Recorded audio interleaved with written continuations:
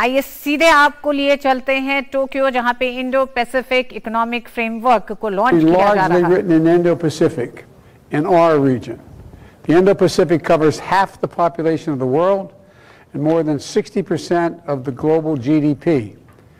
And the nations represented here today, and those who will join this framework in the future, are signing up to work toward an economic vision that will deliver for all peoples, all our peoples. The vision for an Indo-Pacific that is free and open and secure as well as resilient, where economic growth is sustainable and is inclusive. We're writing the new rules for the 21st century economy that are going to help all of our countries' economies grow faster and fair. We'll do that by taking on some of the most acute challenges that drag down growth and by maximizing the potential of our strongest growth engines. Let's start with new rules governing trade and digital goods and services, so companies don't have to hand over the proprietary technology to do business in a country. Let's create a first-of-its-kind supply chain commitments to eliminate bottlenecks in critical supply chains and develop early warning systems so we can identify problems before they occur. And let's pursue other first-of-its-kind commitments to clean energy and decarbonization.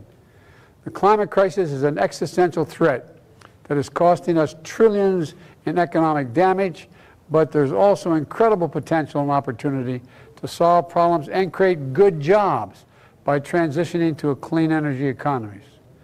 Let's choke off the loopholes that get at the corruption that steals our public resources.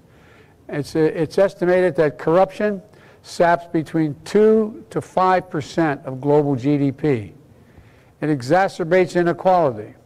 It hollows out a country's ability to deliver for its citizens. And tax and trade belongs in the same framework, because if companies aren't paying their fair share, it's harder for governments to pay for trade adjustment assistance or to fund education or health services or a range of public investments that make it so hard for families that feel like they can't raise their children and give them a better life. That's ultimately my economic policy and foreign and domestic, what our foreign and domestic policy is about. And that's what this framework is about as well.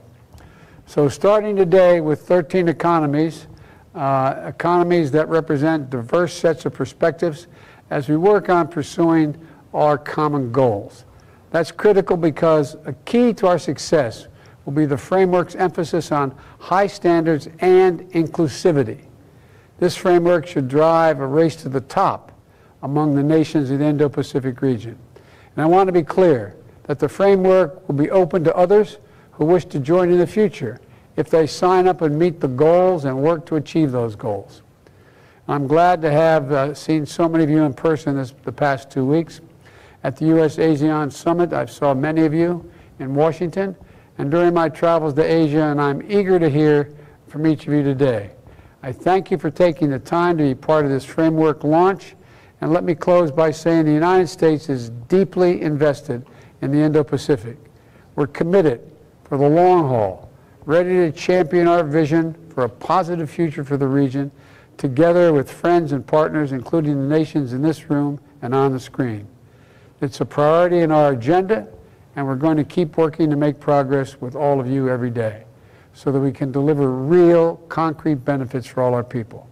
That's how I believe we will win the competition of the 21st century together. So thank all of you again for joining today, and I'll invite Prime Minister Kishida to say a few words now.